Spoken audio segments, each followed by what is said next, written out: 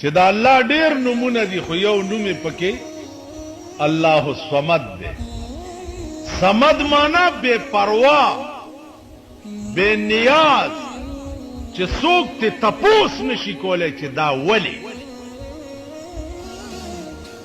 موسی علیہ السلام تخپل مور وی چې ته خو خدای ته ډیر زیر راځي کمزور یم منځ نشم کوله لکه زما د پاره د دې منځ معافي ته وغواړه چې راته معاف. موسی علیہ السلام خدای ته وی مور مې دسې وی ورته وایي چې منځ مکوه معاف. څو ورځې تېرې شو بیا یې زوی ته وی چې بچیا خدای ته ووایه چې لږه ښکلې غوندې نامې خو دې ډېرې دي خو یو ښکلې نامه راته وښایه چې ستا نوم څه دی. موسی علیہ السلام چې خدای ته ووی مور ته دې ووایه چې هغه وایي چې زما ښکلی نوم چې دی بې پروا دی.